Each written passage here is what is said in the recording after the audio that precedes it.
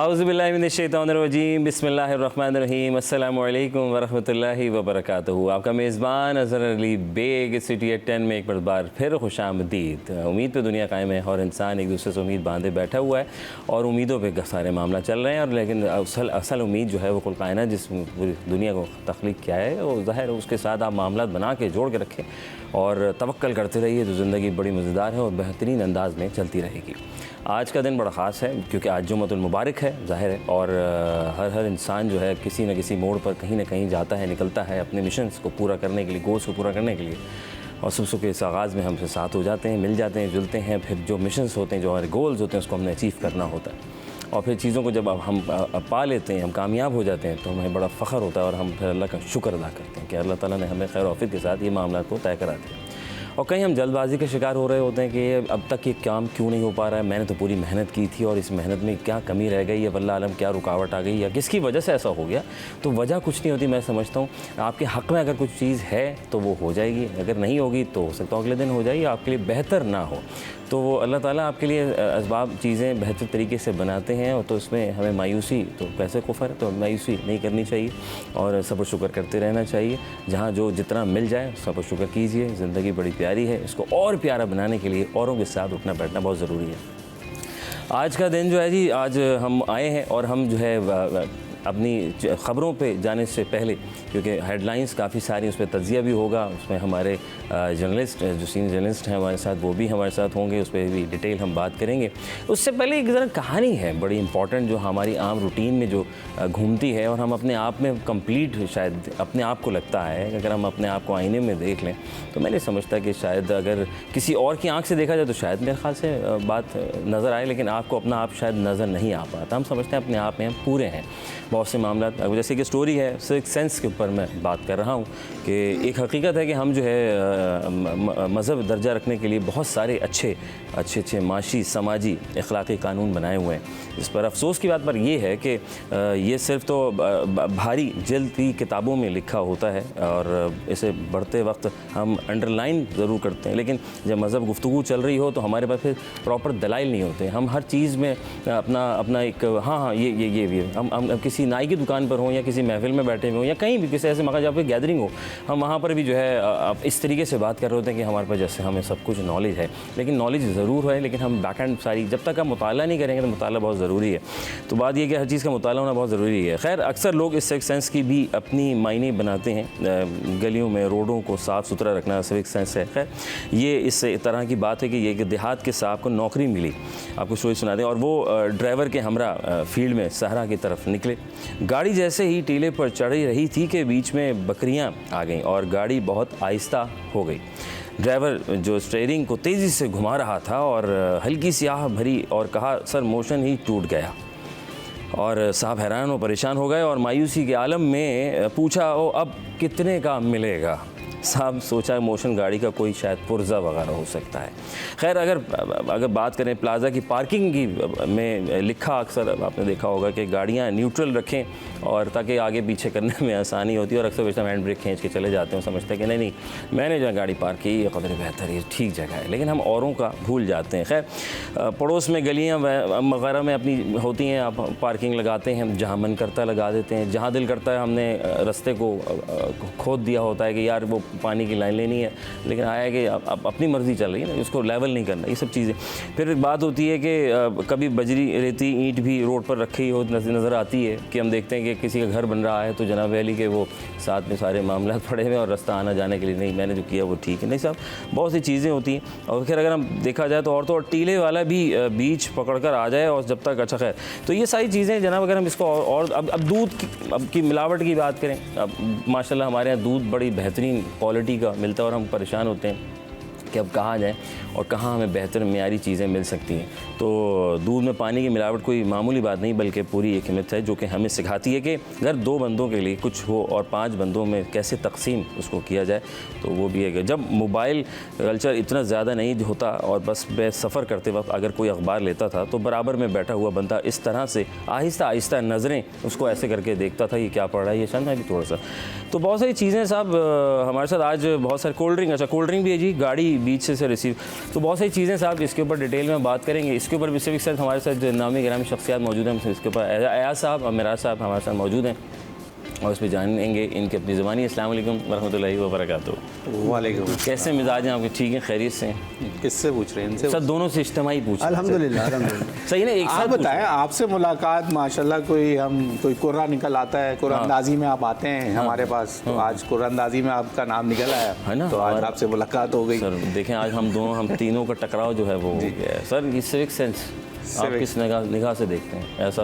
मैं तो ये वो सिविक सेंटर वाली जो भी हम कह रहे थे, कहाँ सिविक सेंटर से मिलती है, एक सिविक भी आती है, एक सिविक सेंटर से सिविक लोग समझते हैं मिलती सेंटर से, और वो अभी जैसे मिराज भाई कह रहे थे कि सिविक सेंटर वाले तो पैसे मांगते हैं। जी जी जी, तो पैसे मांगते हैं तो हमारी आवाम वहाँ से वापस आ जाती है, क्योंकि उसके बाद फिर सिविक सेंस रहती नहीं, क्योंकि सिविक सेंटर से लेनी थी। जी जी जी जी।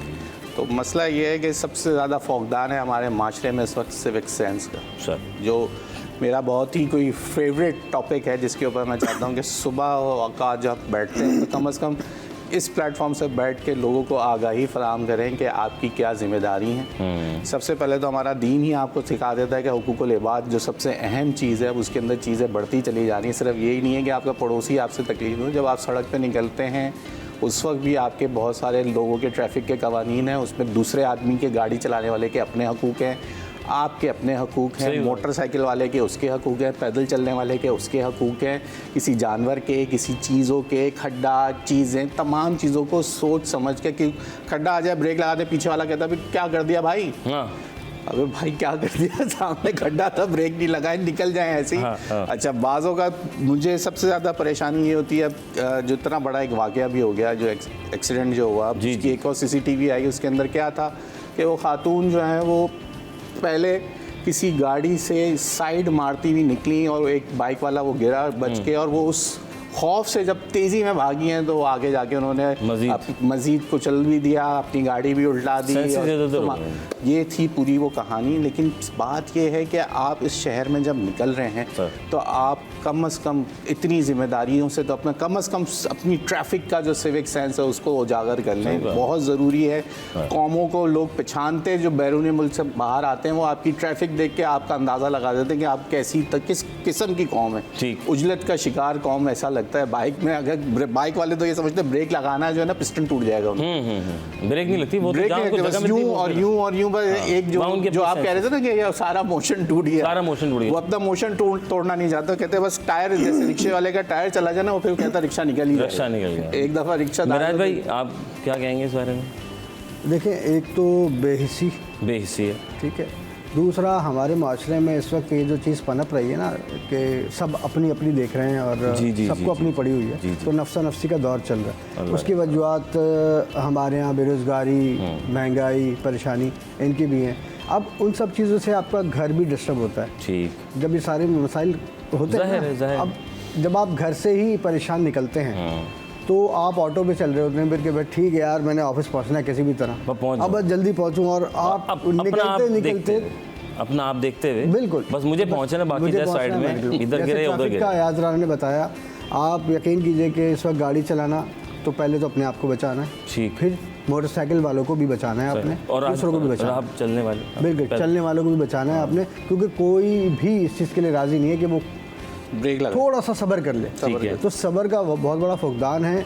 और देखिए, सिविक सेंस हमारी माशरे में बहुत सारी चीज़ें बिखरी पड़ी हैं, अगर हम क़नाअत पसंद हो जाएं और हालात से समझौता कर लें तो इन चीज़ों पर हम ज़ाहिर सी बात है आगे बढ़ सकते हैं। लेकिन हमारे यहाँ जल्दबाजी का अंसर और उसके साथ साथ बेहिसी जो है वो बहुत ज़्यादा परवान चढ़ रही है। अब उसका जो ज़िम्मेदार है, उसकी ज़िम्मेदार काफ़ी हद तक हमारी इंतज़ामिया और हुकूमत भी है, ठीक है, सही, तो सारे लोग ही हैं ना, हम भी तो शामिल ही हैं, बिल्कुल हम भी शामिल हैं उसमें, हम एक तरफ नहीं कर सकते, मैं समझता हूँ, बिल्कुल ऐसे ही है।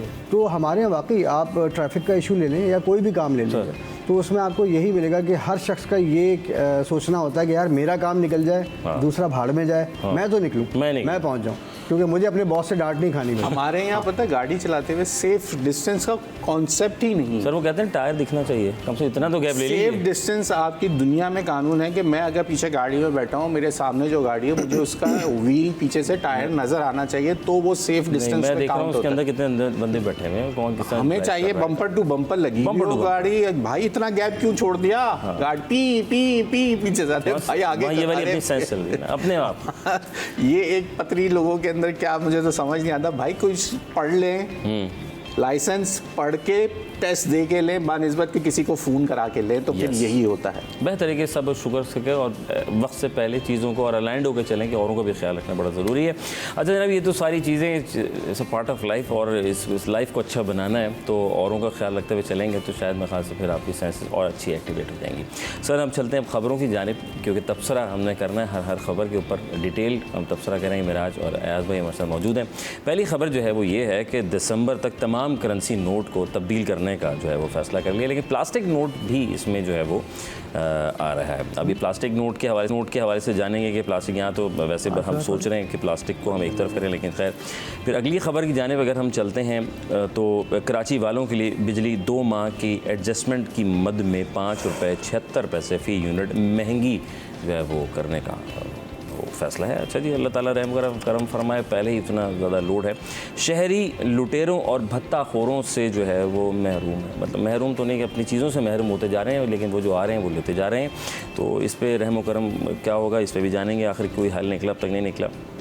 और फिर बात करें जनाब के पुलिसिंग की वजह से जराइम की जो शरह जो है वो 20% कम आई है, कराची पुलिस चीफ़ का जो है ये कहना है। तो ये देखते हैं जी कितनी फ़र्क आई, इस पर भी जानेंगे हमारे दोनों भाइयों से। जमात इस्लामी की बात के अंदर सिंध भर बदतरीन हुकूमत और गवर्नेंस है, हाफिज़ नईम उर रहमान साहब का कहना था, और कहते हैं कि यार सिस्टम जिस तरह चल रहा है, जिस तरह अगर चलता रहा तो ये जो स्नैचिंग की बात करें या चोरी डकैती की बात करें, लूट मार की बात करें, ये सब चीज़ें तो हमें महंगाई के ऊपर उन्होंने आवाज़ उठाई हुई जमात इस्लामी ने कि ये सब चीज़ें, तो ये सब चीज़ें हैं, हर इंसान आवाज़ उठा रहा है और लेके चल रहा है, लेकिन साथ में ये नहीं कि एक ही अगर जमात इस्लामी इसको आवाज़ उठ मिल के हम बहैसियत कौम, क्योंकि वो हमारे लिए तो वो हम में से ही हैं, तो हम सब को चाहिए कि हम साथ मिलकर चलेंगे तो फिर बात बन जाएगी। वक्फ़ा लेंगे, वक्फ़े के बाद दोबारा से सबत होंगे, फिर दोबारा से डिटेल बात करेंगे।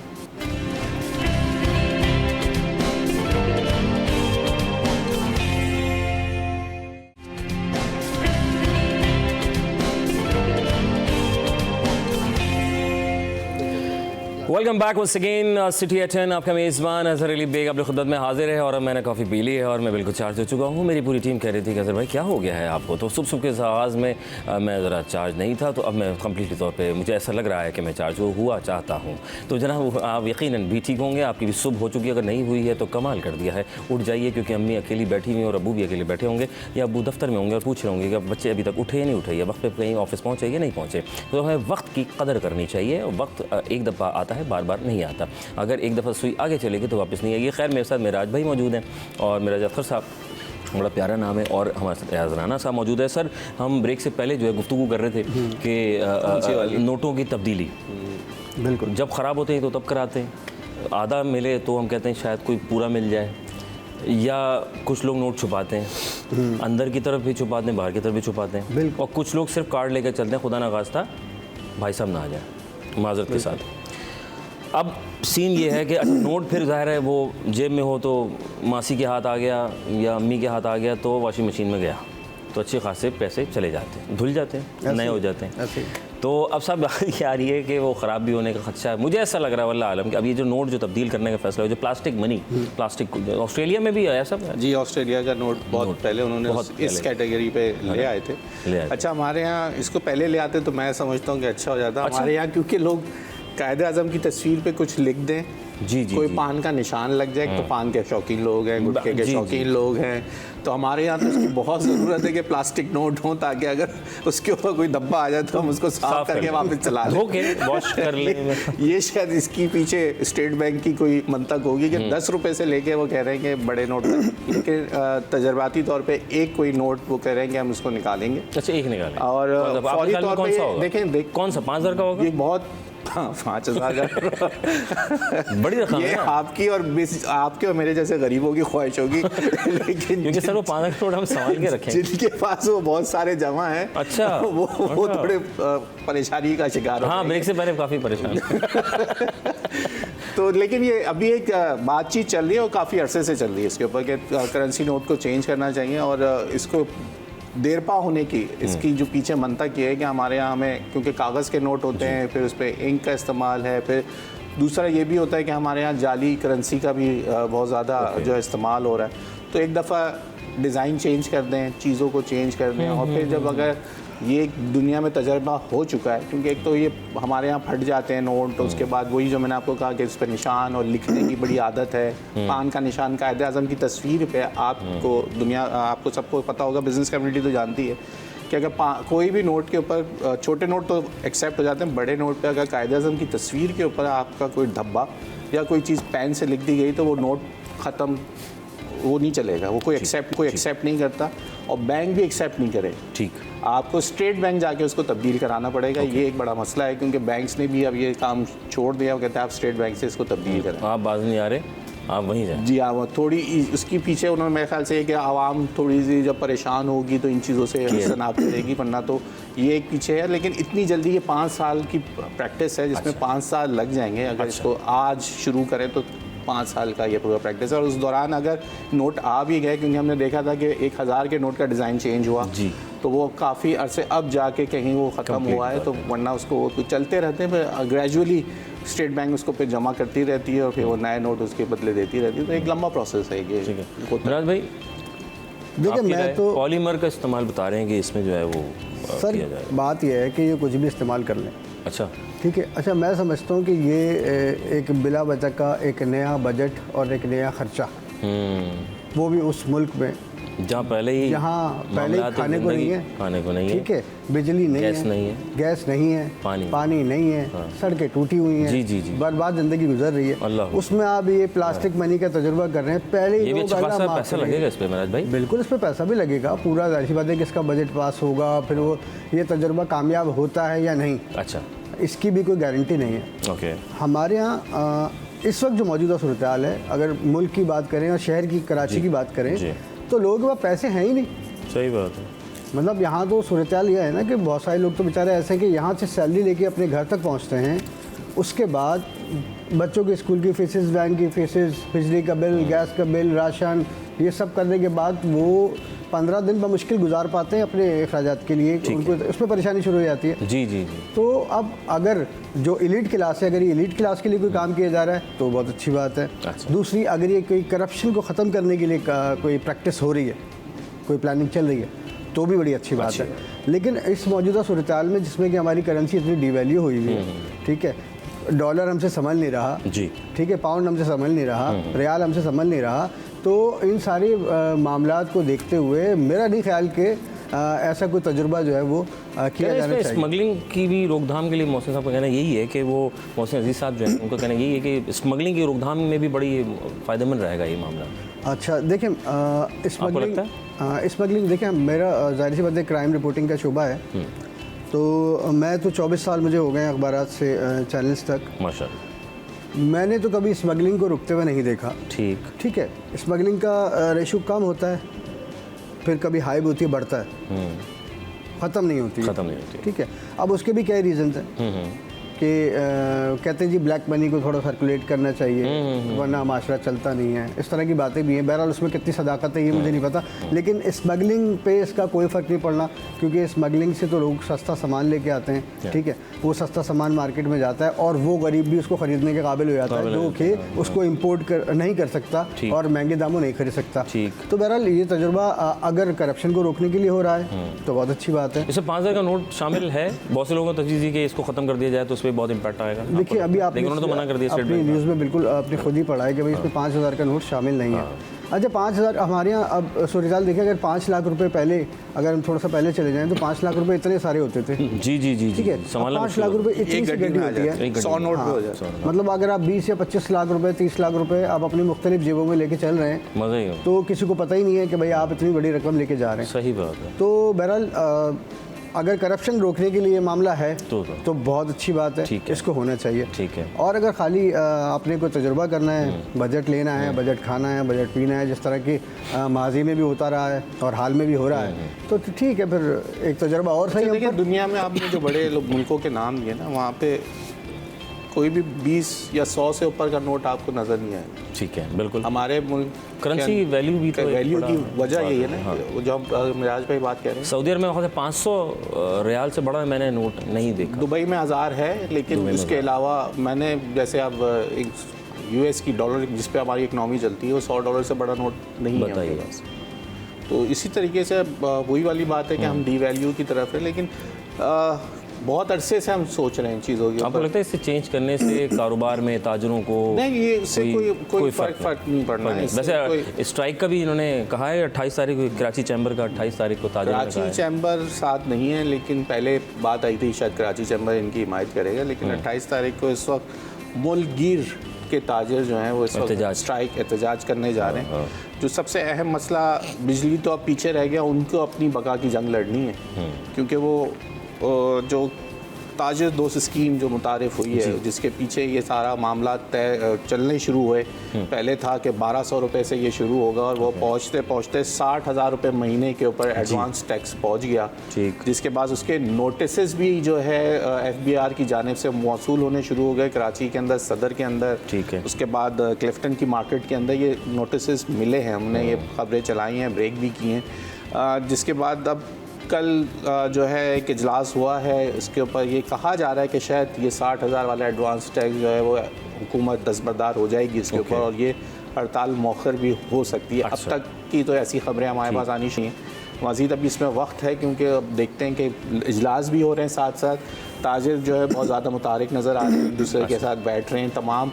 इस दफ़ा वो ये चाह रहे हैं कि सब मिलके जो है एक भरपूर तरीके से जो है वो मैसेज दें हुकूमत को, क्योंकि शटर डाउन स्ट्राइक का शटर डाउन मिराज भाई, शटर डाउन का बिल्कुल सर होनी भी चाहिए। देखिए ज़्यादती है, अब जो छोटा दुकानदार है वो तो मर गया। जी डेली किस तरह से वो उसको मैनेज करेगा? पहले ही काम कारोबार नहीं है, और हमारे यहाँ तो ये करेंसी और दूसरे मामला की बातें हो रही हैं। हमारे यहाँ तो आधे से ज़्यादा जो कारोबार, जिसको आमतौर पे कारोबारी लोग धंधा कहते हैं, वो तो ज़ुबान पे चल रहा होता है। इतना माल उतार दे, 3 महीने में पैसे ले लेना, 2 महीने में पैसा ले लेना, 3 महीने का बोल के 6 महीने में देते हैं, 2 महीने का बोल के भी 6 महीने में देते हैं। तो हमारी तो रोलिंग सारी ज़बान पे चल रही होती है। सही। लेकिन बहरहाल छोटे दुकानदार के साथ तो बहुत बड़ा जुल्म है। वो तो बेचारा शटर उठाने के बाद शटर बंद करना भी भूल जाएगा अपने। तो इम्पैक्ट पड़ेगा आपको? बिल्कुल पड़ेगा सर। जनाब अली, इम्पैक्ट पड़ेगा जब यूनिटी एक साथ स्ट्राइक पे जा रहे हैं। देखते हैं क्या इसका आगे मामला बनते हैं। मज़ीद बात करेंगे, खबरें बहुत सारी हैं, और बिजली पे मज़ीद पैसे एडजस्टमेंट की उसमें वक्फे के बाद इस पर डिटेल बात करेंगे। सिटी एट है।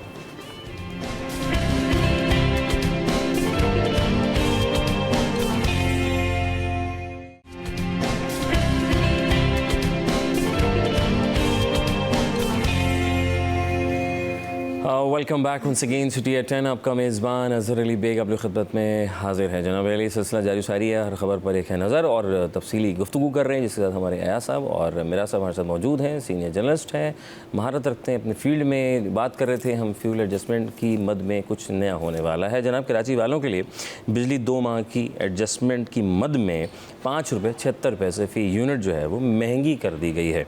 और थोड़ा सा मैं इस पर डिटेल फिर मैं इनसे बात करूँगा। National electronic power regulatory authority NEPRA ने कराची वालों के लिए बिजली 2 माह की फ्यूल एडजस्टमेंट की मद में ₹5.76 फ़ी यूनिट जो है वो महंगा करने की फैसला किया। नेपरा की जानिब से जारी नोटिफिकेशन के मुताबिक इलेक्ट्रिक के लिए मई और जून की एडजस्टमेंट की मद में बिजली ₹5.76 फ़ी यूनिट महंगी होगी।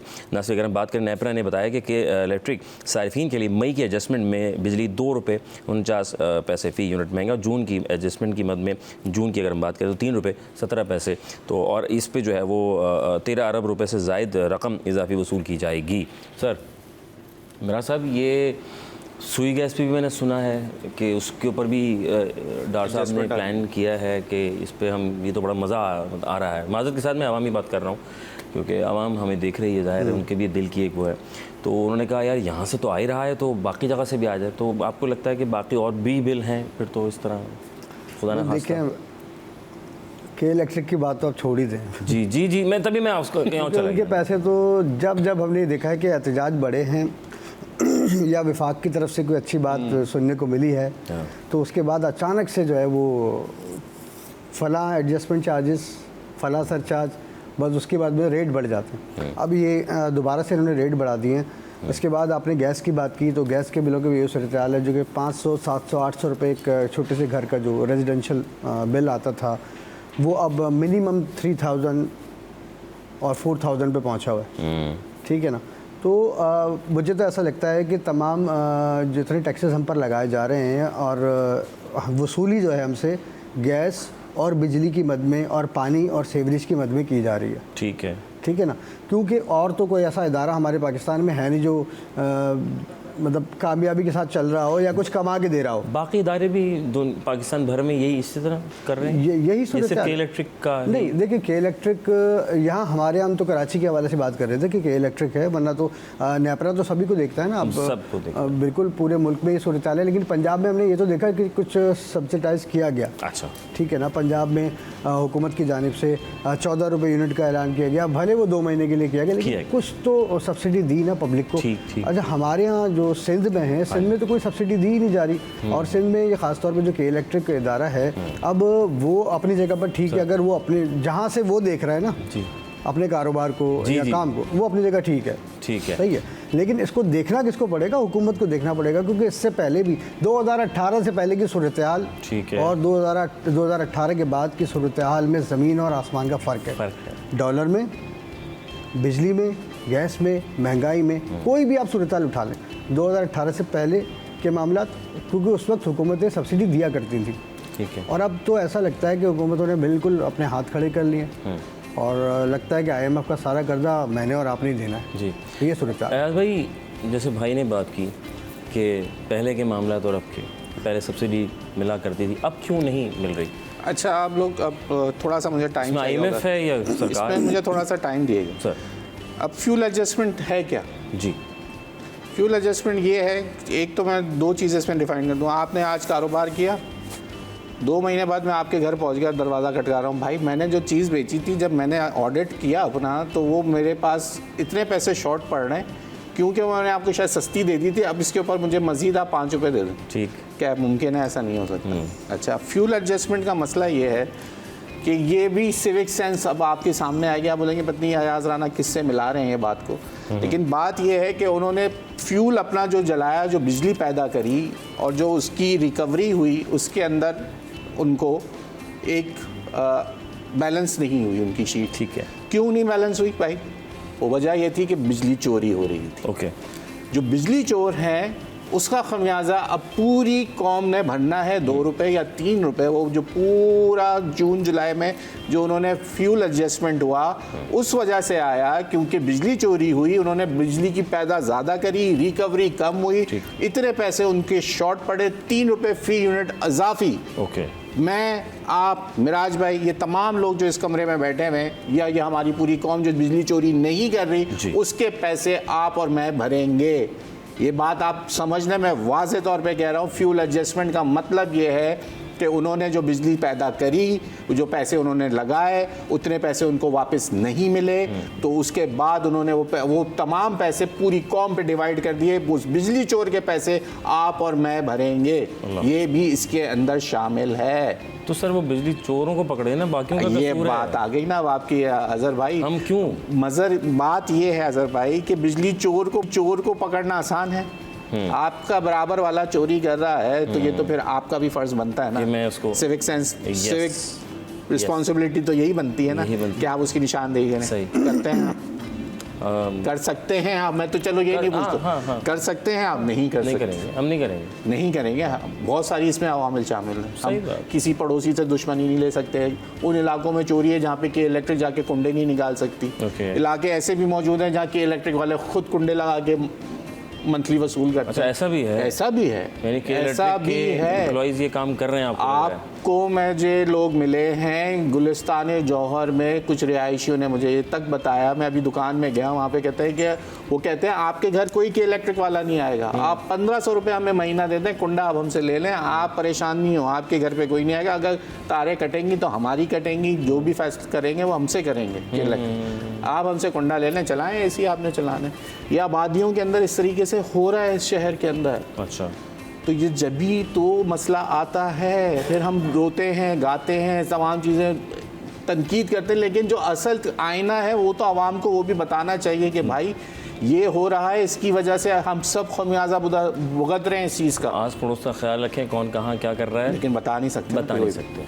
अब वो वाला दौर नहीं रहा ना, चीज़ें चुपती भी तो नहीं है लोग। सर हमारे इसी अयाज भाई और मेराज भाई, हमारे इसी सरजमीन पाकिस्तान पर ऐसे बहुत से इलाके जहाँ चोरियाँ है ही नहीं और वहाँ पर टैक्सेस भी नहीं है, एडजस्टमेंट की मद में हो या फिक्स चार्जेस की मद में हो। अभी फिक्स चार्जेस क्या होता है, 200 रुपये, 300 रुपये, 500 रुपये, depend on bill. Actual bill, variable bill कुछ हम देख रहे हैं कि वो यहाँ पे मसला यही है ना, एक तो जो टैरिफ है तो अपनी जगह बढ़ रहा है। अब हुकूमत ने उसके ऊपर टैक्सेस इतने सारे लगाए हुए हैं। जी, उसी पे एक होते हैं चार्जेस, एक होते हैं सरचार्जेस, एक होते हैं एडिशनल सरचार्ज। ये सब हुकूमत के दिए हुए। वो कहते हैं हमारा आप टैरिफ चेक कर लें, जो कीमत बढ़ी वो टैक्सेस की मद में बढ़ रही। हम जो चीख रहे हैं, जो गा रहे हैं, वो यही वजह है कि आप हुकूमत से कह रहे हैं आप अपने टैक्सेस कम करें, आवाम को रिलीफ मिल जाएगा। वो एक तो टैक्सेस की मार है, ऊपर से हमारे पास वो जो कैपेसिटी चार्जेस हैं वो एक मार है, उसके बाद IMF के कहने पे जो इनकम टैक्स की मार भी लगनी शुरू हो चुकी है। जो लोग आपका बिल के इलेक्ट्रिक में अगर टैक्स पेयर हैं आप और वहाँ पे रजिस्टर आपके नाम पे नहीं है, वो 2,500 से 3,000 रुपये एडिशनल इनकम टैक्स लगा के भेज रहे हैं। तमाम बिलों में आना शुरू हो चुका है पिछले 2 माह से, ठीक जब से ये बजट गया है। अगर आपका, फिर मैं बता रहा हूँ, जिस घर में आप रहते हैं किराएदार हैं, तो अपने मालिक मकान को बोलें कि आप टैक्स पेयर हों और वहाँ जाके अपने नाम पे मीटर कराएं, ताकि उनके पास ये बात जाए कि आप टैक्स पेयर हैं, ताकि आपको वो इनकम टैक्स जो 2,500 से 3,000 रुपये लग के आ रहा है वो ना लगे। सर उसमें भी तो लोग डर रहे होते हैं ना कि मैं अगर बात सारी है, अगर आप ओनर हैं, आपकी बिल्डिंग में रहते हैं, आपकी बिल्डर के नाम पे अगर वो बिल अब तक आ रहा है तो टैक्स लग के आ रहा होगा, इनकम टैक्स। सिर्फ रोने से काम नहीं बनेगा, थोड़ा सा आपको सेंस अपनी जगानी पड़ेगी। अगर आप टैक्स पेयर हैं, जाएं अपने नाम पे वो बिल कराएं कि इलेक्ट्रिक में जाके, और उसके बाद वो आपको 3,000 रुपये का रिलीफ तो यूं ही मिल जाएगा जो इनकम टैक्स लग के आ रहा है। बिल्कुल सही कहा है कि कुछ चीज़ें अपने आप को भी देखनी है, तराफ में क्या चल रहा है, और टैक्स पेयर हैं तो बिल्कुल इसको मद्देनजर रखते हुए तो फिर बिलों में बहुत कुछ, और दीगर बिलों में भी, ना सिर्फ बल्कि बिलों में बल्कि ख़रीदो फरोख्त जो महीने भर का राशन भी होता है और दीगर चीज़ें, उसमें भी आपको इम्पैक्ट पड़ सकते हैं। लेकिन थोड़ा सा गौर करना है, हम अपने आप को कहाँ किस हद तक सेव कर सकते हैं, अपने बजट को कैसे मेंटेन कर सकते हैं। मज़ीद बात करेंगे क्योंकि ज़ाहिर है ख़बरें बहुत सारी हैं, शहरी जो है इस महंगाई में लुट भी रहे हैं, भत्ता वगैरह सब, उस रहम करम, मतलब अल्लाह ताला रहम करम फरमाए। वफ़ा लेते हैं, इस पर डिटेल बात करते हैं, इनके पास क्या मालूमात हैं। छोटा सा वफ़ा के बाद वाज़ खिदमत होते हैं सिटी एट 10।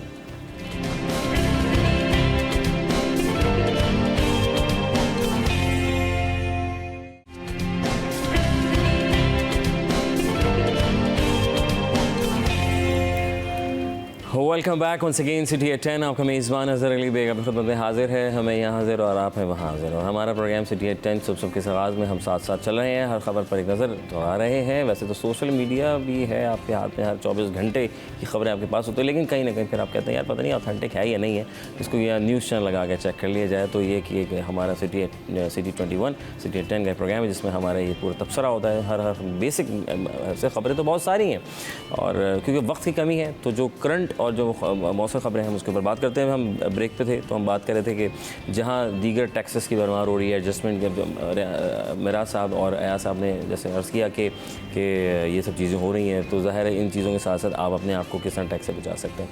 तो जनाब अली, मौसम का हाल, उसके बाद फिर मैं जानूँगा कि आखिर ये जो मामला है ज़िंदगी शहरी किस तरह से लुट रहे हैं और इसके ज़िम्मेदार कौन होंगे, किस तरह होगा। लेकिन सबसे पहले ज़रा मौसम में थोड़ी तब्दीली देखते हैं क्या हो रहा है।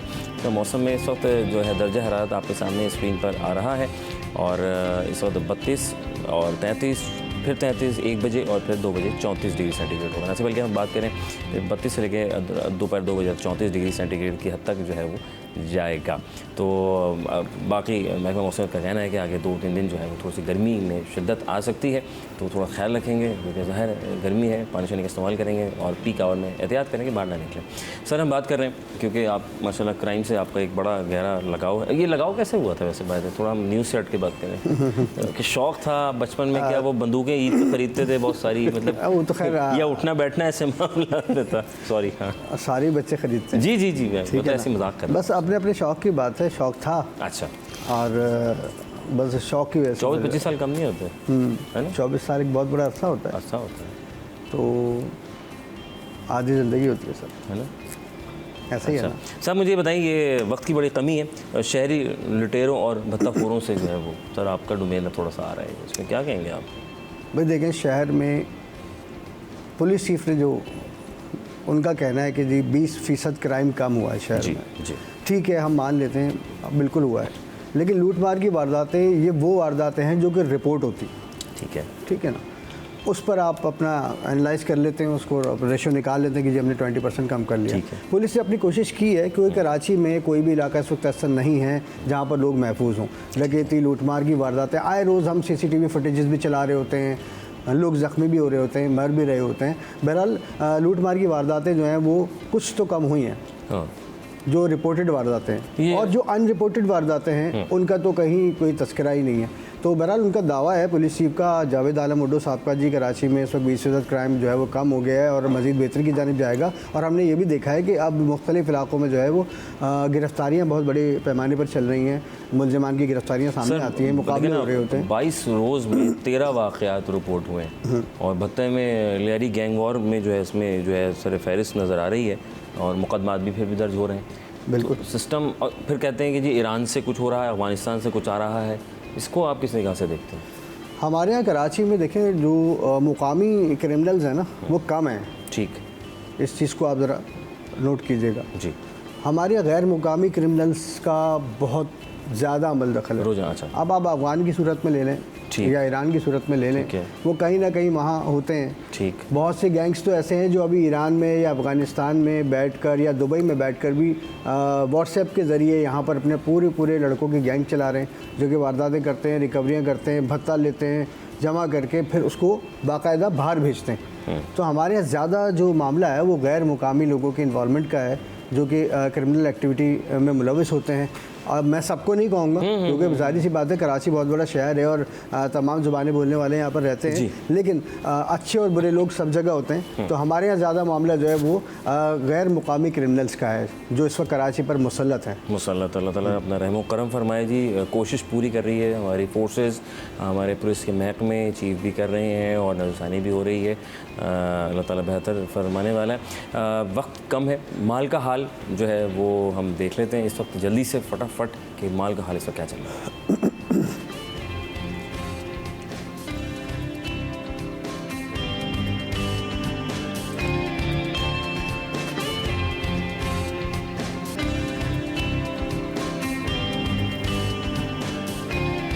अच्छा, इस वक्त हम देख रहे हैं यूके पाउंड जो है 367, अगर हम बात करें सऊदी रियाल 74.43, अगर बात करें स्विस 329 पर है, अगर हम बात करें कैनेडियन 207 रुपये 25 पैसे पर है, कुवैती की बात करें 908 पर है, यूरो को 312 पर है। तो ये सिलसिले हैं, चीज़ें अप एंड डाउन हो रही हैं और चीज़ें चल रही हैं, और हमारे बहुत से लोग कहते हैं यार हम बहुत पीछे जा रहे हैं। तो हम पीछे जा रहे हैं तो हमने आगे कैसे बढ़ना? सर वक्त की कमी है, बात तो बहुत सारी करने को थी, अल्लाह ताला अपना रहम करम फरमाए। हम और आप इसी मामला से चल रहे हैं। आप दोनों का बहुत बहुत शुक्रिया, और आप तशरीफ़ फरमा हुए आज भाई, और आज आप आए हमारे साथ। हाँ, एक सिलसिला बन गया, एक बड़ा ज़बरदस्त जॉइंट एडवेंचर सा हो गया। Sir thank you very much, जज़ाकल्लाह। खुश रहें, बात रहें जनाब अली। गुफ्तगू हुई, ख़बरें बहुत सारी होती हैं, बहुत सारी ख़बरें होती हैं, किस किस पर बात की जाए। तो बेसिक ख़बरों पे हम आ जाते हैं और फिर हम तज़किया करने की कोशिश करते हैं। तो हमारी कोशिश ये होती है कि हम चलो इस पे बात कर लें, क्योंकि हम ऑथेंटिक ख़बर की तलाश में होते हैं कि कहाँ सही और बेहतर मौसम खबर हमें मिल सकती है। हर चीज़ है इब्लाग है, इब्लाग हम इसे कहते हैं। तो चीज़ें चल रही हैं, हमें अपने आप एतनवा में ख्याल भी रखना है, क्या चल रहा है क्या नहीं चल रहा है, एक्टिव भी रहना है, और एक्टिव से अपने आप की जो है नॉलेज में इजाफा करते रहिए और सेंसेस को मज़ीद अच्छे से जो है अच्छा रखें, तो आस पड़ोस का भी ख्याल रखें, किसी को तकलीफ़ नहीं हो, तो मैं समझता हूँ कि बहुत सी चीज़ें आसानी से तय पा सकती हैं। दिल बर्दाश्त ना हो, सब पार्ट ऑफ लाइफ, चीज़ों को हल करना हमें और आपको मिल के करना है, तो मिल जुल कर ही कुछ, जैसे हम घर में एक होते हैं, जैसे गली मोहल्ले में भी अगर हम एक हो जाएँ सिस्टम के साथ, एक सिस्टम के साथ उसको अच्छा बनाने की सोच लें। जैसे हमारे अयाज़ भाई ने और मेरा साहब ने कहा कि अगर हम अपने पड़ोसी को अगर बात कर लें, अब महंगाई की बात करें, एडजस्टमेंट की बात करें, जो एडजस्टमेंट की बड़ी अच्छी उन्होंने बात की है, तो उस पर आपने नज़रसानी करनी है कि कौन कितनी जो है वो चोरी कर रहा है, ये ज़रा आप देख रहे हैं। खैर, वफ़ा लेते हैं, वफ़े के बाद मज़ीद बात करेंगे और कौन कौन हमारे साथ होगा, अब कौन कौन हमारे मेहमान होंगे, गेस्ट होंगे, उस पर हम बातचीत करेंगे, लेकिन वो ज़रा सरप्राइज़ है आपके लिए। छोटा सा वफ़ा, वफ़े के बाद सिटी एट 10।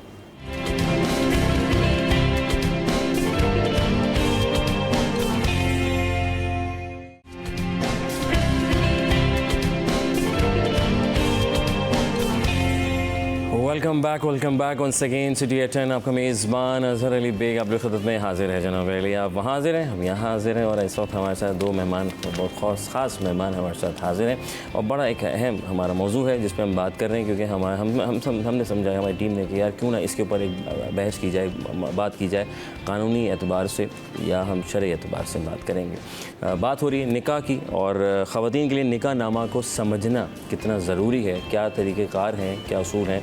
सिर्फ ख़वातीन नहीं, मैं समझता हूँ मर्दों को लिए आज थोड़ा सा आप लोगों के लिए बड़ा इंपॉर्टेंट होगा, क्योंकि आज हमने जो दावत दी है, आप स्कॉलर हैं फ़ातिमा बिलाल साहिबा, आपका शुक्रिया। अस्सलाम वालेकुम रहमतुल्लाहि व बरकातहू। आप ठीक हैं, खैरियत से हैं?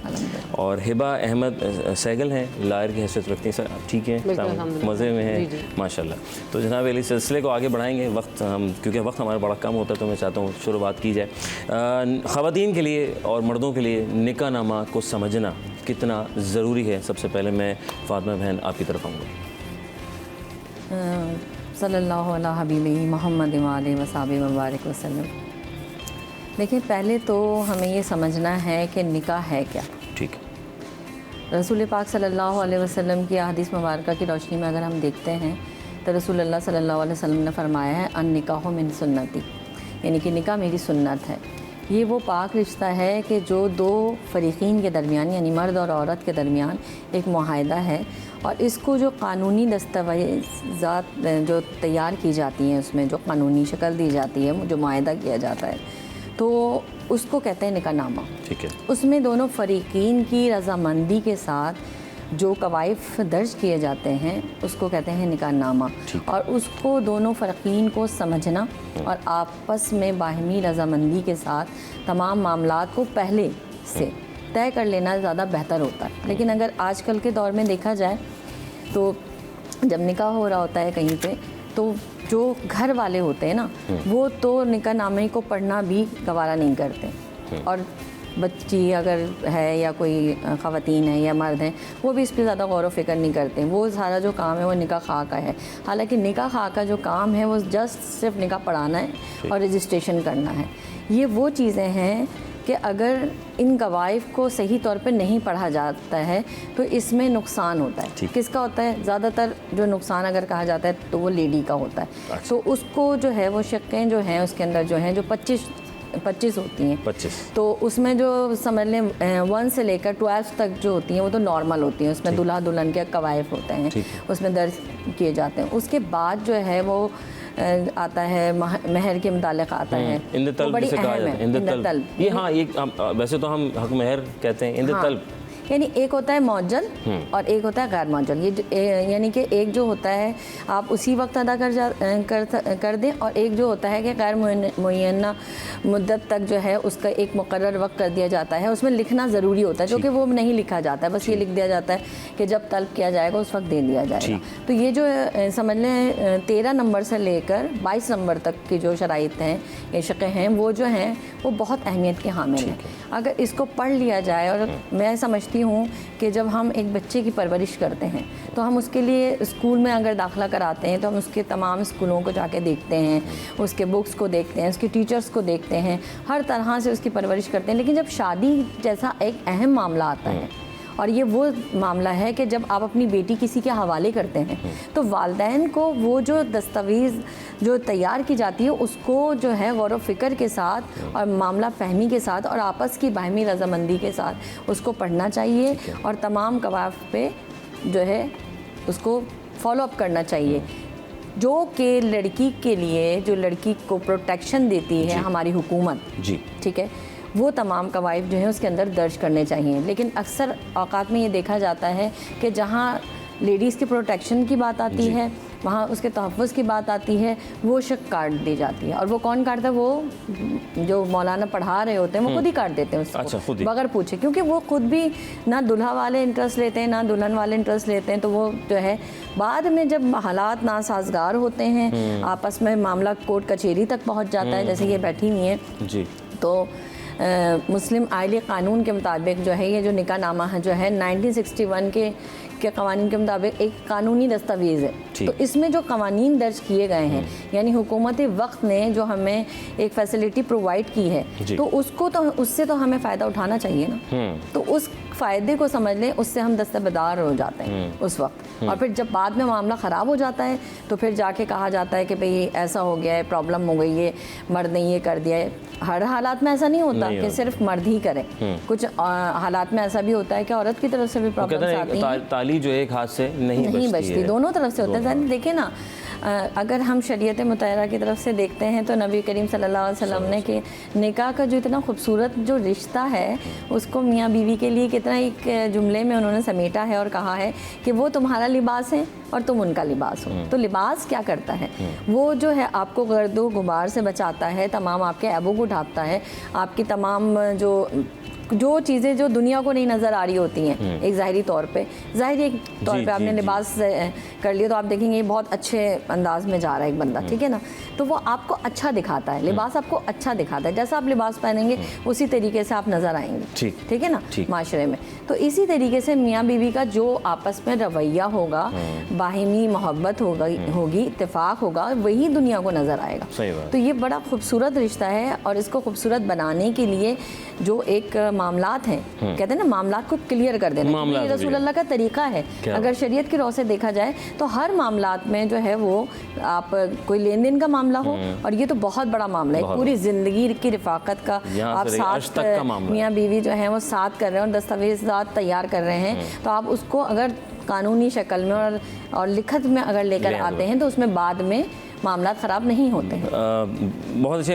हिबा, मुझे अभी बताइएगा बहन के, जैसे हमारी बहन ने कहा कि हम निकाह नामा बस और उन्होंने लिख दिया और आपने कबूल है कर दिया, वहाँ से वहाँ साइन करा दिया और बहुत सी शकों को अपनी ये किस हद तक कानून इजाज़त देता है कि इस लाइन को काट दें या इस शक को काट दें? सबसे पहले तो मैं ये कॉन्सेप्ट बोलना चाहूँगी, मेरी माजरत के साथ मेरी उर्दू बहुत अच्छी नहीं है तो मैं कोशिश करूँगी जितना मैं उर्दू में बोल सकूँ। अब सबसे पहले तो एक लाइन है जिसको कहते हैं कि do not celebrate your wedding, celebrate your marriage. ठीक, ये डिफरेंट कॉन्सेप्ट है, ठीक है। इसका मतलब क्या है कि हम वेडिंग को समझते हैं, हम मैरिज को नहीं समझते। हाँ, वेडिंग को समझना, हमें पता है फंक्शन कौन सा कब होना है, हमें पता है हमारा एंट्री का सॉन्ग कौन सा होना है, हमें पता है हमने कपड़े कौन से पहने, हमने डिज़ाइनर लहंगा पहनना है। लेकिन अगर आप मैरिज को समझ जाओ तो वेडिंग तो ऑटोमेटिकली अच्छी हो जाती है ना। ठीक, that is the biggest issue जो हमारी सोसाइटी में होता है ना, कि हम एक्साइटेड हो जाते हैं बहुत ज़्यादा और उसमें जो आपका मेन चीज़ है उसको भूल जाते हैं। एंड निकाह is nothing more than a contract. Law के मुताबिक it is nothing more than a contract. Even in Islam it's a contract. हाँ, it's a contract of soul, जो हम लोगों का बिलीफ है कि भाई आप जब जन्नत में जाएंगे तो आपको यही आगे जाके मिलेंगे, तो वो एक अलग चीज़ है। तो एक कॉन्ट्रैक्ट है और कॉन्ट्रैक्ट ना बड़ा एक बेसिक चीज़ होती है कि उसके अंदर ऑफर होती है कि भाई हमने आपको ऑफर किया। अब आप देखिए ना, लफ्ज़ और जो इन वर्ड्स को इस्तेमाल किया जाता है निकाह के अंदर, जब आदमी भी बोल रहा है और औरत भी बोल रही है, वो डिफरेंट है।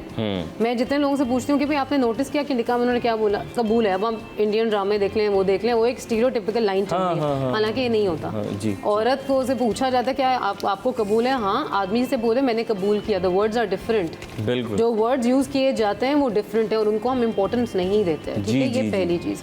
दूसरी चीज़ जो काटने का मकसद होता है वो क्या होता है कि दोनों सेलिब्रेट कर रहे हैं वेडिंग, मैरिज नहीं सेलिब्रेट कर रहे। तो अगर दोनों वेडिंग सेलिब्रेट करें और कोई इंटरेस्टेड नहीं है, जैसे उन्होंने राइटफुली बिल्कुल ठीक बोला, तो ऑफ कोर्स उसको क्या निकाह खाओ को क्या पड़ी है, वो तो वही बोलेगा जी ये है। मैं आपको एक एग्जांपल दूं, जैसे कि इंग्लिश में भी आपके पास एक निकाह नामा मिलता है, लेकिन हार्डली लोगों के पास या लोगों को आइडिया है उस बात का। जैसे हमारे आज की तो जेनजी आ रही है या जो भी चीज़ उनसे आप एक्सपेक्ट नहीं कर सकते, रॉन्ग थिंग टू से आई नो, बट उनसे इतना एक्सपेक्ट नहीं कर सकते जो यूट्यूब पे इसमें कि भाई वो उर्दू के अंदर जो है ना वो पूरा निकाह नामा समझे। हमें भी समझना बहुत वर्ड्स में मुश्किल होती है। Nothing to be proud of, I know ये हमारी ज़बान है, नेशनल है, हमें आनी चाहिए, बट देन इतना ज़्यादा हमें इस पे एम्फेसिस नहीं कराया जाता। तो एज अ रिजल्ट समझना है ना, एक कॉन्ट्रैक्ट है। हमें अगर कुछ समझ नहीं आता हम उनको ट्रांसलेट करते हैं, किसी दुनिया में किसी भी मुल्क जा रहे हैं, नई लैंग्वेज समझ आती है, हम उसको ट्रांसलेट करते हैं। तो इसमें कोई शर्म की बात नहीं है। वो डॉक्यूमेंट लो, क्योंकि लॉ कहता है ऐसा डॉक्यूमेंट हो वो कॉम्प्रिहेंसिबल होना चाहिए। What does comprehensibility mean? You should be able to understand. तो अगर एक निकाह हुआ मुझे पता ही नहीं है, मुझे समझ ही नहीं है, तो निकाह ही इनवैलिड ना। समझे बात? तो आधे निकाह तो पाकिस्तान में जो है इनवैलिड हो गए ना, according to law, because you don't understand what you are getting into, you don't understand the contract you are getting into. If you don't understand, even if you sign it, वो तो obligatory यहाँ पे है ही नहीं, तो valid ही नहीं है ना। हम दीगर मामला जिंदगी में सारे तय कर रहे होते हैं, हम स्टाम्प पेपर भी है उसको पढ़ रहे होते हैं, चाहे घर की खरीदो फरोख्त हो या कोई भी ऐसे मामला, जॉब की बात की जाए वहाँ हम पढ़ रहे होते हैं। लेकिन ये आपने बिल्कुल सही वजह फरमाया कि हम उस चीज़ को नहीं पढ़, और ऐसी जबान में लेकर आओ कि जो बच्चे को समझ आए। पहले तो मेरी बात है, हम लोग के तो हो गए ना, लेकिन अब जो आगे हैं उनको ऐसी जबान में आप लेकर आओ। सिंधी है उसमें भी मिल जाएगा, इंग्लिश है उसमें भी मिल जाएगा। हम इस बात पे बात करते हुए डरते हैं, हमें क्या होता है खानदान में बात खराब हो जाएगी, लोग क्या कहेंगे, वो एक इशू हो जाता है। ठीक है, ये क्या होगा? बट आई थिंक कि ये इस स्टीरियोटिपिकल माइंडसेट से निकलना है। आपने पहले बच्ची को या देखें, अब 90% आई वुड से कि लव मैरिजेस ही हो रही हैं, ठीक है ना, जितना भी हो आप देखें, जितना भी आप देखें कि ना या अंडरस्टैंडिंग है या जानते हैं। अरेंज भी ऐसे होते, कुछ टाइम उन्होंने फिर मुलाकात हुई according to Islam as well, it's allowed, and then they understand each other. If they understand each other and they want to live their life together, तो दे शुड अंडरस्टैंड कि जो कॉन्ट्रैक्ट हम draft कर रहे हैं वो समझें। अब इसमें ना अगर आप थोड़ा सा और जाएं तो मेजरली निकाह नामा में मैं कोशिश करूँगी ऐसा समझाना कि नॉर्मल एक बच्ची अगर देख रही है, उसकी शादी हो रही है, उनको जो है ना समझ आ जाए। ऑलराइट, तो फर्स्ट थिंग अगर आप देखें उसमें क्या है कि आपका हक महर होता है, जो आप बोलते हैं सही है, उसमें हक महर में you can decide, but that is decided according to law on what? According to the beauty of the woman, okay, the man can decide according to कि आपका जो स्टैंडर्ड ऑफ लिविंग उस औरत का क्या है, ठीक, उसके मुताबिक ये भी पता होना चाहिए कि, और उसकी जो कजन्स हैं या आसपास के जो फैमिली में लड़की हैं उनका हक महर क्या था, ताकि कल को बात हो ना तो कंपैरिजन होता है। Being a woman I am sure she will agree कि कंपैरिजन होता है, तुम्हारा कितना था, मेरा कितना था। तो वो आपको हक महर ऐसा होना चाहिए, लड़की से डिस्कस करना है, लड़की के बाप का कोई ताल्लुक नहीं है, और हक महर लड़की का ही है, वो बाप उससे नहीं ले सकता। तो it is not taken to be, पुराने जमाने में उसको ब्राइड प्राइस बोला जाता था, अरब जमाने में जब इस्लाम नहीं आया था। अब वो ब्राइड प्राइस नहीं, अब एक गिफ्ट है, इट इज अ गिफ्ट। और वो गिफ्ट अगेन लाइक जो वो मौजूल और गैर मौजूल की बात करें, वो आपके ऊपर है कि आप कब जाना चाहते हैं। उसको उसको डेफर्ड डावर बोलते हैं या प्रॉम्प्ट डावर कहते हैं। हमारे तो बहुत सी जगह मैं इस पर बात करूंगा कि हमारे यहाँ जैसे आपने कहा मौजूल और गैर मौजूल, तो कुछ चीज़ें उसी थी कि जैसे आम ज़माने में कहें अभी देना है या बाद में देना है, तो कुछ लोग कहते हैं शायद सॉर्ट से कहते हैं कि भाई शायद तलाक के बाद ये देना ही है। तो इस पे हम बात करेंगे, इस्लाम क्या कहता है और कानून क्या कहता है कि ये आप कब दे सकते हैं, क्या यही जो माइंडसेट एक बैक से चलता आ रहा है हम उस पर रहना है या नहीं रहना है, दीन क्या कहता है और कानून क्या कहता है। वफ़ा लेंगे, वफ़ा के बाद दोबारा देखो तो होंगे सिटी एट 10।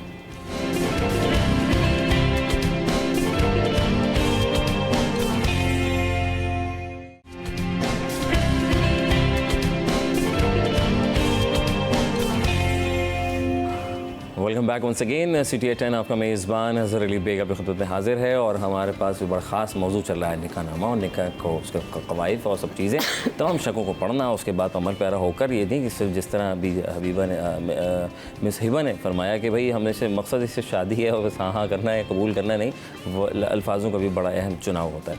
हम बात कर रहे थे इस दीनी पॉइंट ऑफ व्यू से भी थोड़ा बताइएगा मैडम और आप भी, कि हमारे यहाँ होता है कि जी मौजल और गैर मौजल, ठीक है। आज हमारे जो नौजवान हैं उनको एक्चुअल में इन वर्ड्स के बारे में भी थोड़ा कन्फ्यूजन होते, पूछते हैं, और हमारे यहाँ मैं समझता हूँ बहुत सी चीज़ों, शादी जब हो रही होती है उस वक्त भी बच्चों को बहुत सी चीज़ें नहीं मालूम होती और वो औरों से हेल्प ले रहे होते हैं जो हम उम्र होते हैं मेरे ख्याल से। तो मेरे ख्याल से यहाँ पे पेरेंट्स को ज़रा देखना चाहिए। आप इसको किस निगाह से देखती हैं? पहले तो मौजल और गैर मौजल को ज़रा आसान उर्दू में बताइए ज़रा इसको आप। आसान उर्दू में ये है कि एक ये गिफ्ट होता है, ठीक है, ठीक है, जो शौहर की तरफ से औरत को दिया जाता है। और जैसे इन्होंने कहा कि देखा जाता है कि उनके कज़न्स में क्या दिया गया है, जैसे किसी का 50,000 है, किसी का 1 लाख है, किसी का 5 लाख भी है। लेकिन प्रोटेक्शन के लिए वालिदैन अगर चाहें तो अपनी बच्ची के हक़ महर को बढ़ा भी सकते हैं। ठीक है, ठीक है।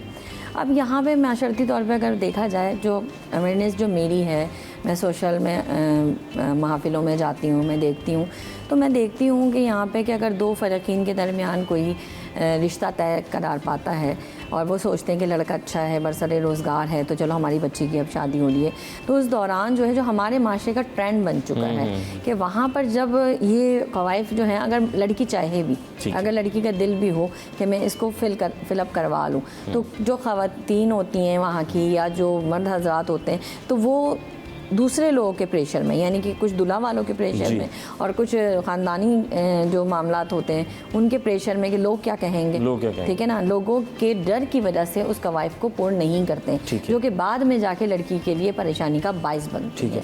मुझे ये मैडम, मैं चाह रहा हूँ इसको शॉर्ट हम करेंगे, वक्त की बड़ी कमी है। एक होता है मौजल और गैर मौजल, ठीक है। एक होता है कि एक तो अभी आपने कुछ रकम दे दी और एक होता है तो मानसाड़ ये जी वो जी तलाक होगी तभी या खुला लेंगे तभी, बिल्कुल भी ऐसा नहीं है। क्लियर करें मौजल और गैर मौजल। इसका ये नहीं है, मैंने आपसे इन्होंने भी कहा और मैंने भी कहा कि ये एक गिफ्ट है। अब वो जिस वक्त चाहे, एक तो होता है कि उसी वक्त अगर वो दे सकता तो ठीक है, अगर वो नहीं दे सकता तो फिर उस पर लिखा जाए, निकाह नामे पे लिख दिया जाए, लेकिन लिखा नहीं जाता है, बस ये कहा। कुछ जगहों पे मैंने भी देखा था निकाह हो रहा होता है उससे पहले होता है कि जी वो काम जो आप दे रहे हैं वो इस पे लिख दीजिए, सोना दे रहे हैं, कुछ चीज़ गाड़ी दे रहे हैं, घर दे रहे हैं, एक अलग दस्तावेज उसी पे लोग लिखवा देते हैं निकाह नामे पे। 20 जो शेख है उसमें लिखा जाता है ये सारा। लेकिन जो आप बात कर रहे हैं कि ये जो महर की जो आप बात कर रहे हैं, तो वो उस वक्त भी दिया जा सकता है, कुछ लोग उसी वक्त भी दे देते हैं, सोने की सूरत में दे सकते हैं, नकद, वो सारा लिखा जाता है उसके अंदर। और अगर कोई नहीं उस वक्त दे सकता तो वो कहा जाता है कि भाई जिस वक्त वो तलब करेगी उस वक्त वो दे दिया जाए। वो एक गिफ्ट है जो औरत का हक है। लेकिन अगर वो तलाक का दावा दायर करती है, खुला का दावा दायर करती है, तो वह हक उससे महरूम कर दिया जाता है, महरूम कर दिया जाता है। तो इसी वजह से जो है आप आगे। हाँ, मुझे बताइए, आपने तलाक की बात की, एक तलाक एक वो होता है खुला, औरत क्या तलाक में तो नहीं, खुला शरन जो है ना, शरन अगर देखा जाए तो ये जो कुरान पाक में आयत मुबारक है उसमें कहा गया है कि मर्द को ये अल्लाह पाक ने ये इख्तियार दिया है कि निकाह की जो गिरा है वो मर्द के हाथ में है। ठीक है। तो अब अगर क़वानीन के हवाले से देखा जाए, जो हुकूमत वक्त आपको दे रहा है, तो उसका ये मकसद नहीं है, मैं थोड़ा सा, इसको बहुत अच्छा सवाल है, इसको मैं थोड़ा सा क्लेरिफाई कर दूं, इसका ये मकसद नहीं है कि औरत तलाक देगी, नहीं, वो अपने तलाक का हक़ इस्तेमाल करेगी।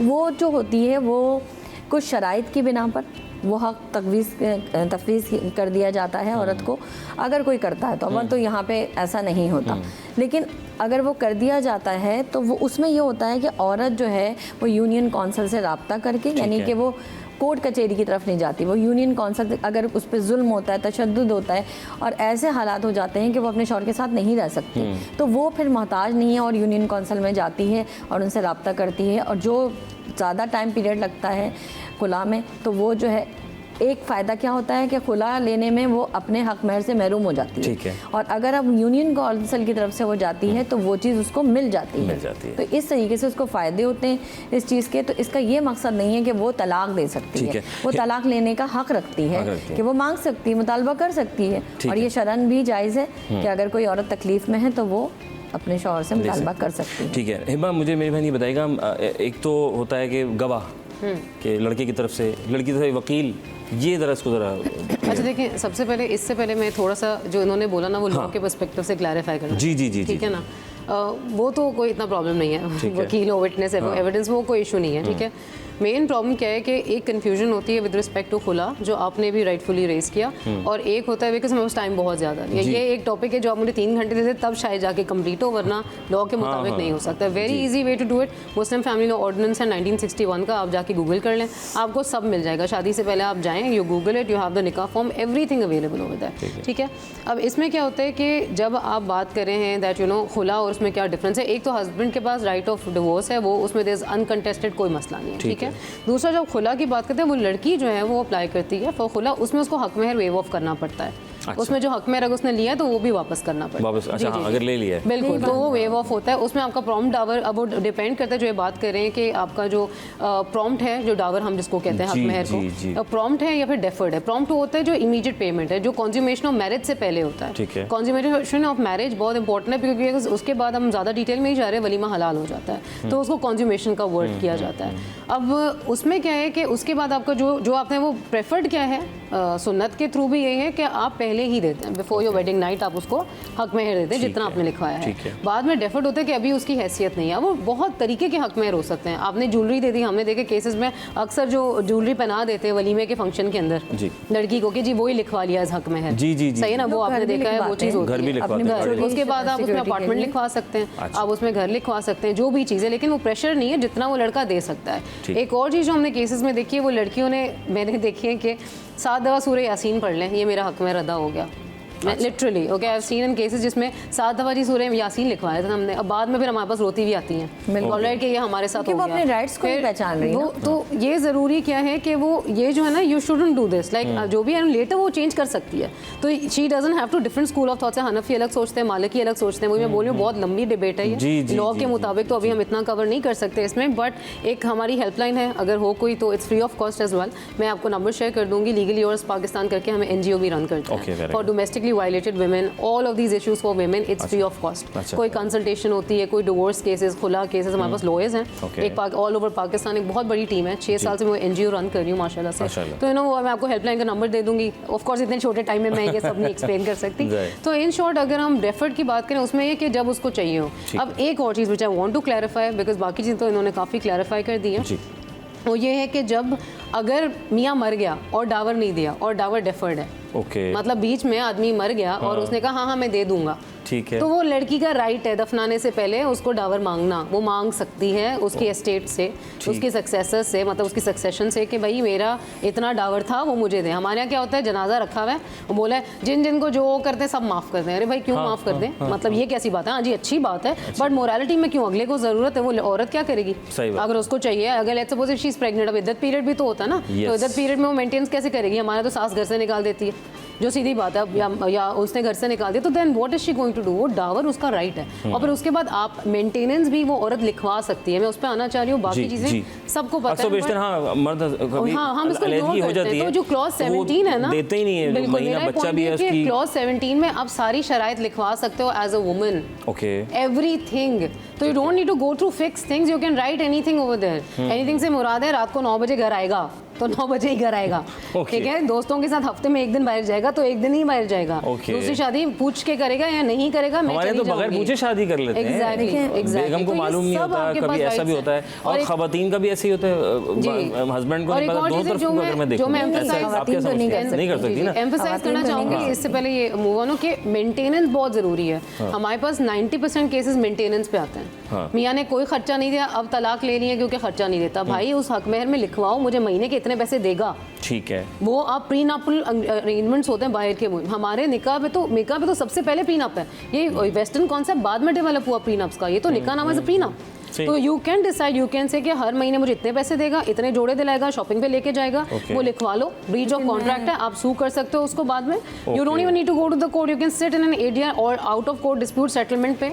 हमें लगता है जी तलाक होनी नहीं, ये आप उसको रीसेटल कर सकते हो। निकाहनामे के अंदर आप अपने जो आपने हक में लिखवा है उसको दोबारा से एनफोर्स करा के चेंज करवा सकते हो, अगर उसको एडिट कराना चाहो। It is just a contract, nothing else. Treated like that. बस अब इन्होंने इतनी जो बात की है, ज़ाहिर बात है ये अपने अंदाज से एक बात कर रही, मैं अपने अंदाज से एक बात करूँगी। देखिए निकाह बड़ा खूबसूरत रिश्ता है, तो ये जो थोड़े से पैसे हैं महर के हो गए या घर हो गया है, ये पैसे रुपए और जायदाद बिल्कुल प्रोटेक्शन के लिए ज़रूरी है, लेकिन जो दो बंदों का जो एक रिश्ता है वो प्यार के बगैर नहीं निभ सकता। ठीक है। तो इस तरफ कोशिश की जाए कि ना जाया जाए, प्यार मोहब्बत से, मफाहमत से आपस में जो है, और यही वजह भी है कुछ जगहों मैं तो कहता हूँ मैडम कि अगर कोई मामला बन भी रहे तो उसको बंद कमरे में एक दूसरे के साथ मिलकर सेट कर लीजिए। और आजकल अवेयरनेस है, जो हमारी न्यू जनरेशन है उनमें अगर वो लव मैरिजेस कर भी रहे हैं तो उनके अंदर ऐसी अंडरस्टैंडिंग है कि वो उस चीज़ को लेके चल रहे हैं, अपने अंडरस्टैंडिंग को और डेवलप करते हैं और मिलजुल के जॉब भी करते हैं और सारा कुछ करते हैं। लेकिन मैं समझती हूँ कि मियाँ बीवी का जो रिश्ता है वो बड़ा खूबसूरत रिश्ता है, उसको बड़ी खूबसूरती के साथ जो भी लेके चलेगा तो फिर ये मामलात नहीं होते, क्योंकि आगे लेके तो मियाँ बीवी दोनों ने चलना होता है ना। ये तो एक कागजी मामलात हैं जो कि हुकूमत वक्त जो है हमें दे रही है। जो आज हमने जिस टॉपिक को चूज़ किया है उसमें यह है कि हुकूमत वक्त ने हमें क्या क्या फैसिलिटी प्रोवाइड कर रही है, तो उसको हम बहुत अच्छी चीज़ है, हमें करना चाहिए। लेकिन जो असल चीज़ है वो औरत खुद है, ठीक है ना, और वो मर्द खुद है कि वो इस रिश्ते को किस अंदाज से लेके चलते हैं और किस अंदाज से बेहतर बना सकते हैं। ठीक है ना। तो वो जो मोहब्बत है ना, मैं समझती हूँ कि अगर एक रिश्ते को चलाने के लिए जो मेन और इम्पॉर्टेंट चीज़ है वो है मोहब्बत, और जिस रिश्ते में मोहब्बत आ जाती है तो फिर वो रिश्ता मैं नहीं समझती कि वो इतनी एक्सट्रीम लेवल पे जाएगा। क्या बात है जनाब अली, कॉलर लेंगे इस बात पे, उनकी क्या राय है। अस्सलाम वालेकुम रहमतुल्लाह। अस्सलाम वालेकुम, क्या आप मुझे सुन सकते हैं? अच्छा खैर, वक्त बड़ा कम है और जैसे हिबा ने भी कहा कि टॉपिक बड़ा वसी है और माशाल्लाह बड़े कम वक्त में आपने काफ़ी चीज़ें। आखिर में क्या पैगाम, मैं तो यही कहूँगा कि आखिर में से बात तो ये भी था कि इस वक्त क्या रेशो बैठ रहा है, इस वक्त क्या, जैसे लव मैरिज में पहले ज़माने के अरेंज मैंने अम्मा अब्बा करा दिया करते, चलो जी वो मामला, अब के मामला को आप कंपेयर करें प्रीवियस मामला में, तो एक मिनट में अगर आप इसको ज़रा किस तरह डिफाइन। वो ज़माना और था, ये ज़माना और है। मैं ये समझती हूँ कि अगर कोई पसंद से शादी कर रहा है तो ये इस्लाम उसको हक देता है, ठीक है, तो वो ज़्यादा बेहतर तरीके से अपनी ज़िंदगी गुजार सकते हैं, क्योंकि वो पहले से आपस में, और ये इसमें है भी शरीयत के रूह से, अभी मैंने ये देखा है कि आप जब ये जो निकाह नामे को जो फिलअप करते हैं तो मियाँ बीवी पहले से आपस में बैठ के वो मामलात को तय करें, वो जब भी तय कर सकते हैं, बस अवेयरनेस नहीं है, वही वाली बात इनकी कि अवेयरनेस नहीं है। हिबा की तरफ आऊँगा, बहुत टाइम शॉर्ट है जी, हिबा आखिर में। मुझे लगता है देखिए, ये अगेन मैं वही बात करूँगी, वो एक सेंटेंस है जिसके अंदर सब कुछ रैप अप हो जाता है कि अगर आप जो है वेडिंग को नहीं समझें, आप मैरिज को समझें। क्या बात है, क्या बात है, दैट्स इट, इसके अलावा कोई बात ही नहीं है। क्या बात है, थैंक यू वेरी मच, जज़ाकल्लाह। आप तशरीफ़ फरमा, फातिमा बहन आप भी आई और हिबा बहन आप भी तशरीफ़ आई और आपने अपने कीमती वक्त में से हमें कुछ सीखने सिखाने का, औरों तक पहुँचाने का वक्त दिया। तो मिलजुल के बहुत प्यारा रिश्ता है, बिल्कुल सही फरमाया दोनों बहनों ने कि ज़ाहिर है मैरिज को समझिए, ज़रूरी है सब चीज़ों को देखना है, किस तरह रहना है, किस तरह जीना है। प्यार कीजिए, प्यार बांटिए, इन चीज़ों से थोड़ा सा किनारा कशी कर लीजिए, अल्लाह ताला ने बड़ा खूबसूरत रिश्ता बनाया, यहाँ से लेकर आज तक के मामला बन जाते हैं जनाब। वक्फा लेंगे, वक्फे के बाद फिर मज़ीद बात करेंगे, कौन होंगे हमारे साथ गेस्ट, उनसे भी होगी बातचीत।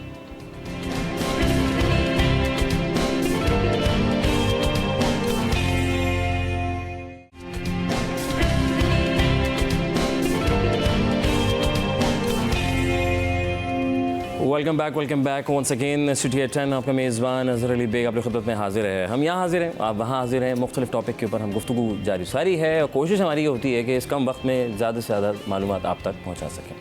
आज हम यहाँ मौजूद हैं, हमारे साथ मेहमान, खुसूसी मेहमान तशरीफ़ फरमा है, जिसके ऊपर हम बात करेंगे। कानून, बहुत सारे कानून होते हैं, उस पर अमल पैरा होना, उस पर वर्कआउट करना है, इसके ऊपर हम किस तरीके से अपने आप को और अच्छा बना सकते हैं, और अगर हम उस पर नहीं अच्छा तो किस तरीके से या किन की कहते हैं ना कि अंडर द अम्ब्रेला हम किस तरह लोगों के साथ मिलजुल कर चीज़ों को लेके चल सकते हैं, उसको बेहतर।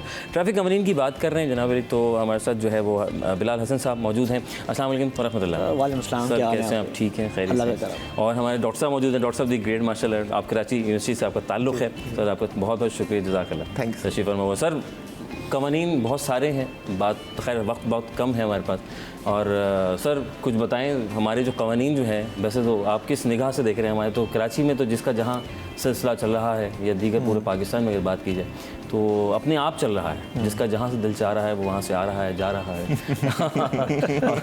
कभी कभी माजरत के साथ हम भी उसका शिकार हो जाते हैं, शायद हमें यू टर्न बहुत लंबा मिल रहा होता है। जी सर, बहुत अच्छा सवाल किया है आपने। हम अभी नताशा के केस की जैसे कि बात कर रहे हैं अभी, जी जो हादसा हुआ इतना बड़ा, मुझे लगता है कि हम सब, मैं सोशल मीडिया देख रहा था, हर कोई उसको अब्यूज़ कर रहा था, हम सब नताशा हैं आई थिंक। अच्छा, हमें मौका तो मिले। बाइक वाला कैसे बाइक चलाता है, वो अपनी लेन में होता है या नहीं, कितनी रैश ड्राइविंग करता है और फिर वो फ्लॉन्ट करता है। उसको ये होता है कि मैं तो इतनी तेज़ चलाता हूँ, यूँ 15 मिनट में उधर से उधर भगा के ले आया मैं। हाँ। मैं कोरंगी से कराची यूनिवर्सिटी पहुँच गया 15 मिनट में। फ़ख्र होता है। आप आपके ख़ानदान में ऐसे होंगे, मैं ऐसी गाड़ी उड़ाता हूँ कोयटा आपको मैं इतने घंटे में पहुँचा दूँगा, मैं आपको सक्कर इतने घंटे में पहुँचा दूँगा। मतलब इस पर फ्लॉन्ट होता है, इस पर फ़ख्र होता है। जी जी जी। कौन सा रिक्शे वाला जो सही चलाता है, जो रॉन्ग साइड नहीं आ रहा होता, ठीक। चिंची वाला कौन सा नहीं आ रहा था, बस इस तरह ओवरटेक कर होते हैं, मुकाबला चल रहा होता है क्योंकि उनको अपना पहले स्टॉप पे पहुंचना होता है। जो हम लोग गाड़ी चलाते हैं, क्या हम में से जहाँ पर जितने लोग यहाँ बैठे हैं, हम में से हम लोग का कवानीन की पासदारी करते हैं या नहीं करते हैं? हम सब भी तोड़ते हैं कहीं ना कहीं। 1% 2% हमने ज़िंदगी में तोड़ा है सिग्नल, या हमने जो है रॉन्ग लिया है, शॉर्टकट के चक्कर में रात है, मैंने भी लिया है भाई कोई नहीं है चलो यहाँ से। कितने सच्चे आप देख रहे हैं। तो ये हम सब करते हैं, तो हम सब नताशा, हम एक औरत तो क्यों अब्यूज़ कर रहे हैं? ठीक है, उसकी वजह से हादसा हुआ, सानया हुआ, क्योंकि उसके पास बड़ी गाड़ी थी, वो बहुत रैश ड्राइविंग कर रही थी। हम स्लो गाड़ी चला रहे होते हैं, हम बाइक चला रहे होते हैं, तो हम भी हादसे करते हैं, हड्डियाँ तोड़ते हैं, दूसरों की भी अपनी भी। जी। मैं एज अ डॉक्टर पेशेंट देख रहा होता हूँ, मतलब रोज़ाना कोई 5-6 लोग गिर के आते हैं। अच्छा। हाँ, क्योंकि ये टेटनस लगा दें, वो बाइक चला रहे थे गिर गया, ख़तरनाक एक्सीडेंट होते हैं। Rash driving, right? जी बिल्कुल, रैश ड्राइविंग। रिसेंटली एक वाक़या ऐसा हुआ, मैं बताऊँ, हम लोगों की सिंपैथीज एक्चुअली नेचुरली गरीब के साथ जाती है कि भाई ये गरीब है, बाइक वाला है, इसके साथ नेचुरली हम सब इंसान ऐसे ही सोचते हैं।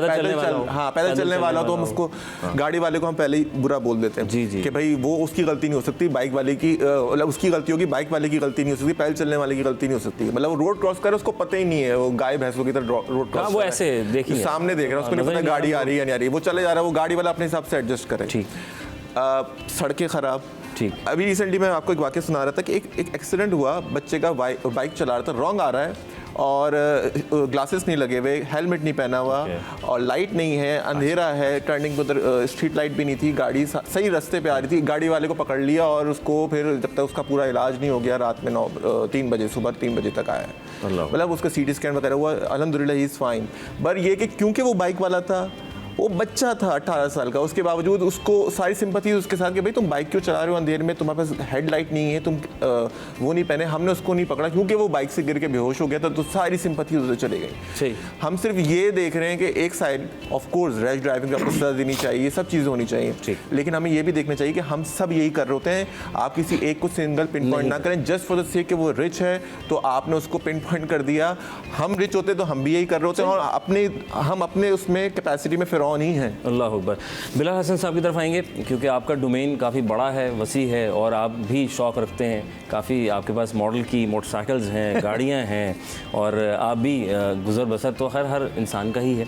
साहब, जो हालात वाक़या चल रहे हैं उसको आप किस निगाह से देख रहे हैं? डॉक्टर साहब की बात से बिल्कुल एग्री करता हूँ जी, कि देखिए कि ये पॉसिबल नहीं है कि कराची में अगर से 2 से 3 करोड़ की आबादी है तो इतनी ही पुलिस वाले उनको ट्रैक करते रहें। ठीक।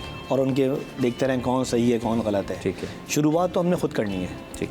ये बेसिक्स है कि आप ये देखेंगे कई दफ़ा कि जिस पे मुझे एतराज़ भी होता है, जो कि हमारे कानून का भी शायद थोड़ा सा इशू हो सकता है या उसकी इम्प्लीमेंटेशन को करवाने वालों का, कि हम कहते हैं कि यार ये फ़ीमेल है तो इसके लिए शायद कानून अलग है। ओके। ये मेल है तो इसके लिए शायद कानून अलग है। जी जी जी जी। तो मतलब मेल अगर गलती करे तो अभी कोई बातचीत हो रही थी इसी केस के हवाले से, तो किसी ने कहा यार कि वहाँ पे जो ना उन खातून के साथ ट्रीटमेंट गलत हुआ। ओके। मैं ये कहना है फ़र्ज़ करें अगर वो मर्द होता जी जी जी जी जी तो उसके साथ ट्रीटमेंट क्या होता? सर मेरा नहीं ख्याल है वो शायद जिंदा बच पाता लोगों के हाथों। सही सही। उसका जो हाल करते लोग। सही। तो बेसिकली ड्राइवर होता है, ड्राइवर की ना कोई जेंडर नहीं है। लाइसेंस आपको मिल गया है तो आप एक ड्राइवर बन गए, वो मेल और फीमेल से कोई ताल्लुक नहीं है उस बात का। दुनिया भर में तो इक्वलिटी में इसी तरह हमारे ही सबसे, जैसा आपने हमारे यहाँ ये मसला है कि जी वो अगर ड्राइवर है तो वो मेल है कि फीमेल है, तो ट्रीटमेंट चेंज हो गया। बच्चा चला रहा है तो बच्चा चला रहा है तो यार बेचारा है। जैसे इन्होंने कहा कि वो ठीक है जी, सिंपैथी हमेशा छोटे गाड़ी वाले ने मारा बाइक वाले को तो बाइक वाला गलत भी होगा तो वो बाइक वाला ठीक है। बाइक वाला ठीक। अच्छा, बड़ी गाड़ी वाले ने मारा छोटी गाड़ी वाले को तो छोटी गाड़ी वाला अगर गलत भी है तो वो भी ठीक है। छोटा बड़ा का कॉन्सेप्ट बहुत ज़्यादा कराची ये बहुत ज़्यादा है। तो ये अच्छा फिर ये आपको रोड पे नज़र भी आ रहा है। अच्छा। और बड़ी मज़े से जैसे इन्होंने कहा ना कि we are very proud of this, कि जो पुलिस वाले भी हैं बेचारे वो कानून सारा इम्प्लीमेंट करेंगे बाइक से, चिंची से।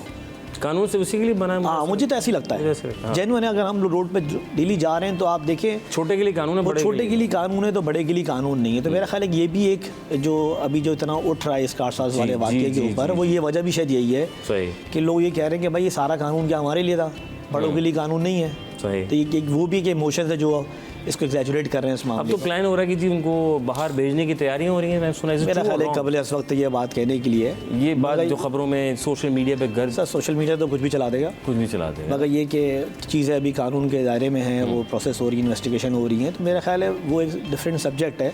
मगर ये जो ट्रैफिक का जो मसला है, जो ख़ासतौर पर कराची का है जी, जिस पे हम डेली सफ़र कर रहे हैं सुबह और शाम, ये मुझे लगता है ये सेल्फ क्रिएटेड है। ठीक है, नज़र आ रहा है कि जी कंस्ट्रक्शन का काम हो रहा है, आप 4 लेन से 2 लेन पर आना ही है, तो पीछे तैयारी करें। नहीं, वो जो बेचारा लेन फॉलो कर रहा है ना, वो बेवकूफ़ है, क्योंकि वो लेन फॉलो कर रहा है जी। तो एक साहब आएंगे, वो पूरा सबको बाईपास करेंगे, ठीक, और एंड पे जाके लगा देंगे गाड़ी। जी जी जी जी जी। तो जो बेचारे जो अलादीन के सामने भी मैंने देखा है अक्सर बैठकर, जगह हो रहा है, जा रहे हो सोराब रोड की जानिब, गुलशन की तरफ जा रहे हो, तो अलादीन के सामने वो एक यू टर्न बनता है। जी जी बिल्कुल, वहाँ पे भी मैंने देखा कि वो पीछे से आप वाली बात बिल्कुल, हाँ हाँ। तो अब जो बेचारा सीक्वेंस फॉलो कर रहा है, जो कोशिश कर रहा है कि मैं एक अच्छा सिविलियन बन के दिखाऊँ, सिटीजन बन के दिखाऊँ, वो तो बेचारा कहेगा छोड़ो भाई, कल मैं भी ऐसे ही करूँगा, क्योंकि इसको कोई रोकने वाला नहीं है। सही। इसी तरीके से बाइक्स वाले राइट से लेफ्ट, लेफ्ट से राइट यूं स्विंग कर रहे हैं रोड के ऊपर। जी जी जी जी जी। और अगर वो हल्का सा लग गया तो वो आपको ऐसे घूरेगा जी कि जैसे गलती जो है ना आपकी, भाई कि मैंने शायद देखा नहीं है, भाई आपकी गलती नहीं है, मेरी गलती है।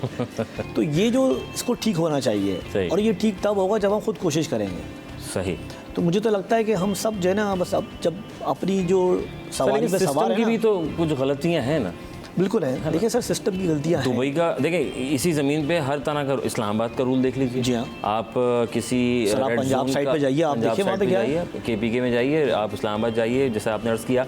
तो सर डॉक्टर साहब, ये तो सारे मामला इस घर में सब कुछ ही पाए जाते हैं। दुबई में तो ड्रोन भी उड़ रहे हैं, वहीं इसकी नंबर प्लेट है, उसका सारा चलान मोबाइल पे भी आ रहा है। सऊदी अरब जैसा मुल्क, हमारे यहाँ जब हबीब प्लाजा बन रहा था तो वहाँ खच्चर चला करते थे मदीना मुनव्वरा में, और आप यकीन जानिए आज वो कहाँ है और हम कहाँ हैं। तो लोगों के साथ फिर इस सिस्टम को सर, कन्फ्यूशियस ने एक बहुत अच्छी बात कही थी कि कोई भी निज़ाम चलाना है ना, तो उसकी 5 रिलेशनशिप्स बहुत स्ट्रांग होनी चाहिए। ठीक है। एक तो नंबर 1 जो है, उसने कहा था कि स्टेट की जो है, रूलर की, और एक सब्जेक्ट की। ठीक है। रियाया जो है, और जो आका है आपका, बादशाह, या जो भी हाकिम वक्त है, फिर पेरेंट्स की, और फिर सिबलिंग्स की, फ्रेंड्स की, ये सब उसने लिखा था।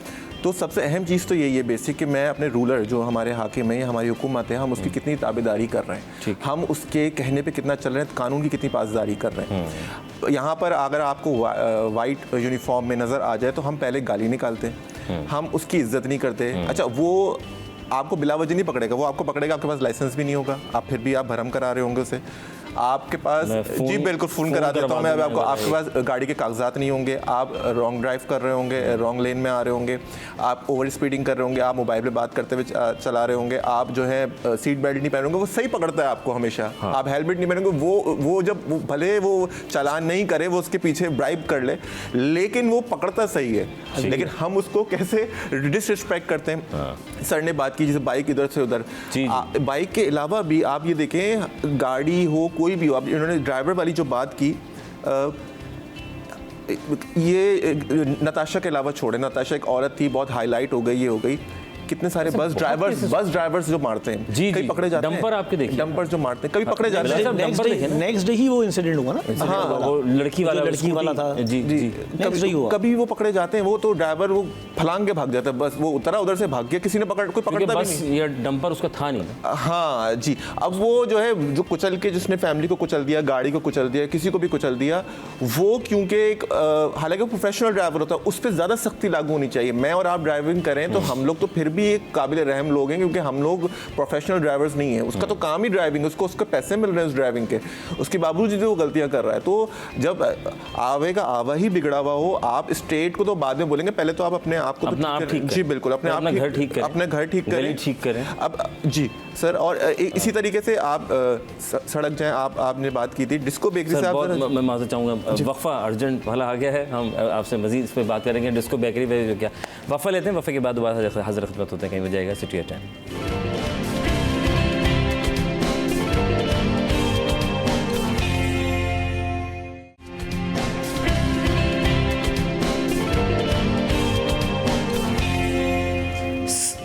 Welcome back once again city at 10। आपका मेज़बान अज़हर अली बेग आपकी खिदमत में एक मरतबा फिर हाजिर खिदमत है और हम कानून की पासदारी की बात कर रहे हैं। क़वानीन और ट्रैफिक रूल्स, बहुत सारे रूल्स हैं, बहुत सारे सिस्टम्स हैं, उसके ऊपर हम कितना अमल पैरा हो रहे हैं। ये अपनी मर्ज़ी आपके तहत अपने मतलब की जो है वो किताब निकाल लेते हैं बुक शेल्फ में से, और उसमें से जो काम का होता है वो निकाल के हम कहते हैं ये ठीक है, और जो मैंने किया वो ज़्यादा कदर बेहतर है।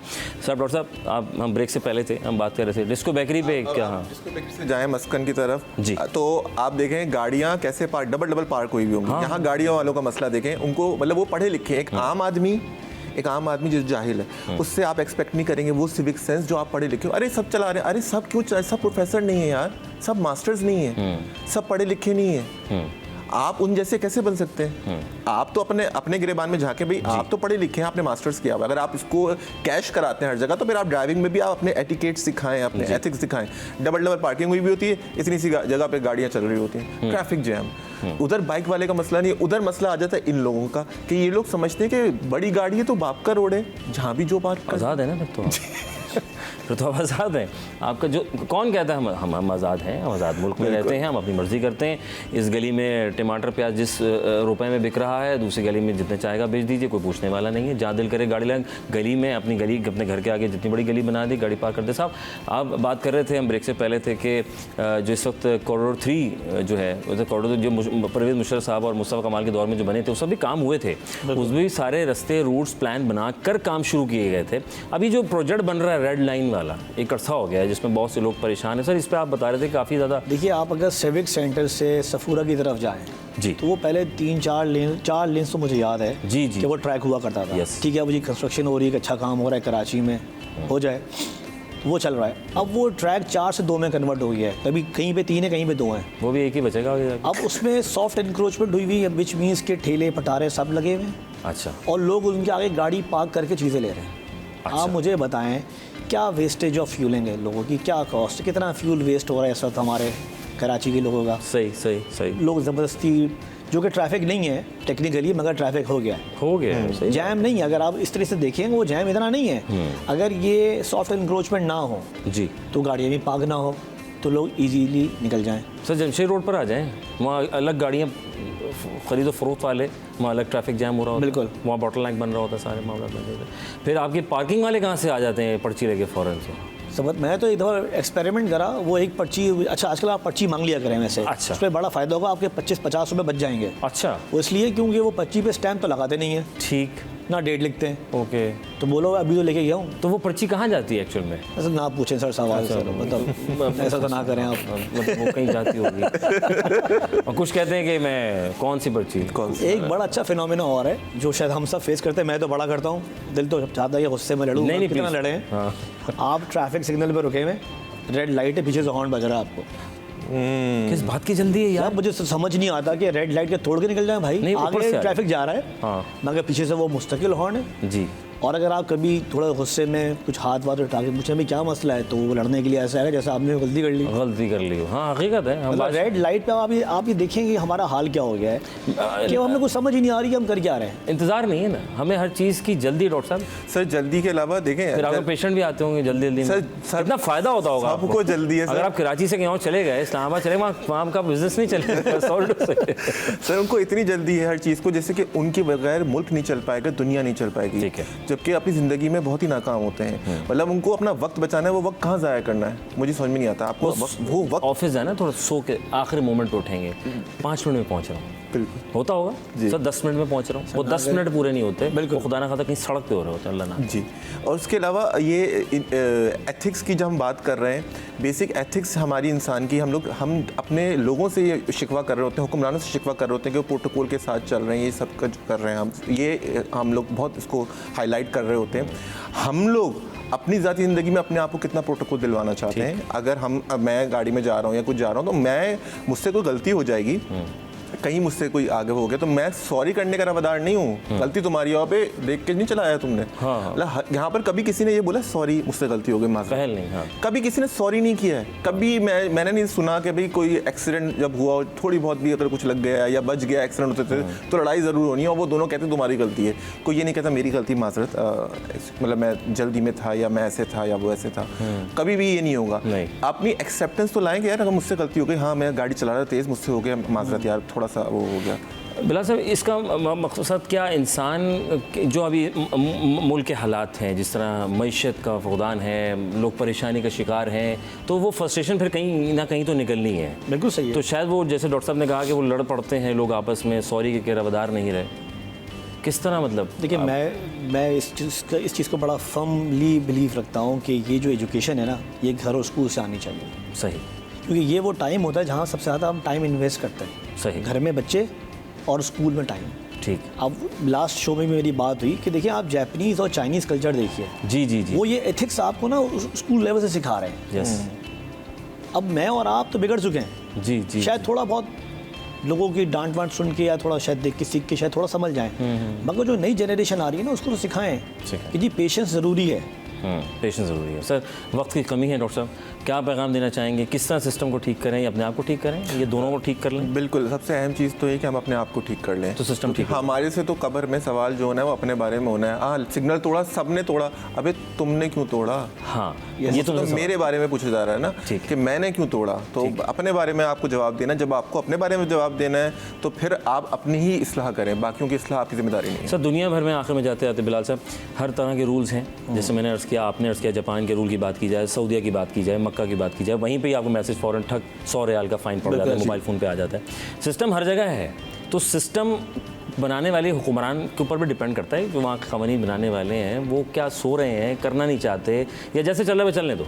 तो मुझको तो लगता है कि जरा उनके पास शायद ये प्रायोरिटी नहीं है। जिस दिन ये प्रायोरिटी बन जाएगी, सीट बेल्ट बन गई ना प्रायोरिटी हमारी, तो वो मसला हल हो गया। लोगों ने सीट बेल्ट पहनना शुरू कर दी। ठीक। जिन गाड़ियों में सीट बेल्ट का तसव्वुर नहीं था वहाँ लगवाई गई और लोगों ने पहनी। हेलमेट के ऊपर भी ऐसी तो कोई नहीं पहनता था एक दौर में, जब मैंडेटरी हुआ तो हो गया। ठीक। तो ये करना पड़ेगा, स्टेट को इस पर स्ट्रिक्ट एक्शन लेने पड़ेंगे और फिर लोग खड़े हो जाएंगे आपके पास आके, ये गरीब से ना आप 5,000 रुपये का फ़ाइन कर रहे हैं। बताइए सर, ये कोई जवाज़ नहीं है, इक्वलिटी नहीं है ना हमारे, ये कोई जवाज़ नहीं है। Fine is fine, fine is fine. आपने गलती करी है, फ़ाइन देना है, बड़ी गलती बड़ा फ़ाइन। तो स्टेट को ये करना पड़ेगा, तो ये कुछ थोड़े से मामला सेटल होंगे। सर, वक्त की बहुत कमी है, लेकिन गुफ्तगू बहुत सारी करने को मन कर रहा है, बहुत से सवाल उमड़ रहे हैं, लेकिन डॉक्टर साहब आपका बेहद शुक्रिया। कराची यूनिवर्सिटी से आपको बड़ा गहरा ताल्लुक़ है। बिलाल साहब आपका बेहद शुक्रिया, आप एक अपने माशाल्लाह एक अपने फ़न में माशाल्लाह अपने बड़ी नॉलेज रखते हैं। आज का सफ़र यही मुकम्मल हुआ चाहता है, क्योंकि वक्त, जैसे मैंने कहा, वक्त की कदर कीजिए और सिस्टम के साथ चलने की कोशिश और सिस्टम को बेहतर बनाएं।